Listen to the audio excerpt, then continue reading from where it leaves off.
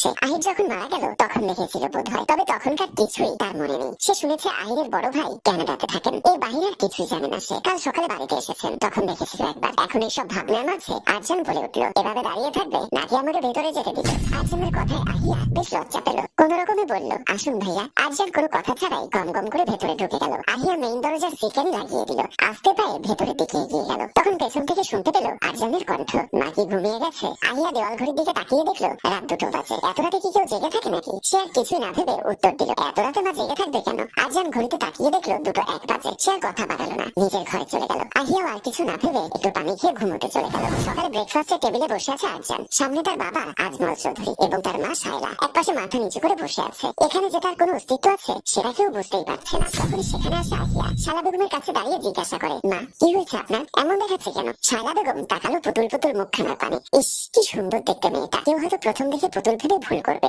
একটা মানুষ এত সুন্দর কিভাবে হয় জানা নেই। তানিশা আর ঠিক তখনই নিয়ে আসলো। সরি ভাঙতি ছিল না, তাই ভাড়া দিতে গিয়ে একটু দেরি হয়েছে। তানিশা অবাক হয়ে বলল, আপনি কিসে আসলেন? সিএনজিতে। কেন, আপনার বাইক বা গাড়ি নেই? জি না, তবে নিব খুব শীঘ্রই। যাই হোক, বিয়ের আগে আপনার আমার অতীতটা জানা ভালো। হ্যাঁ বলো, কি ছিল তোমার অতীত? এটা আমার সেকেন্ড বিয়ে। মানে? তানিশা বলল, মানেটা খুব সহজ। আমার বাবা তার বন্ধুর ছেলের সঙ্গে জোর করে বিয়ে দেন। হঠাৎ তার বাবা একদিন মারা যান, কিন্তু ছেলেটা সাধ্য ছিল না আমাকে খাওয়ানোর। বেকার ছেলে কেমন হয় সেটা তো জানেনি। তাছাড়া ওনার সঙ্গে আমার আদৌ কোনো সম্পর্ক ছিল না, না ফিজিক্যাল না শারীরিক, শুধু এক ঘরে দেখেছি, জাস্ট এতটুকুই। নীল বলল, ছেলেটাকে এতটাই খারাপ ছিল যে তাকে ছেড়ে চলে আসলে? সে নিশ্চয়ই তোমাকে মারধর করতো। মারধর কেন করবে? সে তো আমার চোখে চোখ রেখে কথা বলতে পারতো না। আচ্ছা আপনি বিয়েতে কাকে কাকে ইনভাইট করবেন? প্রথমত আমাদের সিনিয়র অফিসারকে, উনি খুব ভালো মানুষ, মাত্র 1 মাস হলো আমাদের ব্যাংকে জয়েন হওয়ার। তারপর আমার পরিবারকে। নাইস, আমাদের তেমন কাউকে বলার নেই। নীল বলল, যদি মনে কিছু না করেন তাহলে কথাটা বলি, আপনাদের ডিভোর্সের কতদিন হলো? 1 বছর 2 মাস। ও, এর মাঝে ছেলেটা কখনো আপনার সঙ্গে যোগাযোগ করার চেষ্টা করেনি? না, আর আমি কখনো চাইতাম না যে তার ফোন আসুক। এভাবে কথা শুনে ওর মাথার মধ্যে চক্কর দিচ্ছে।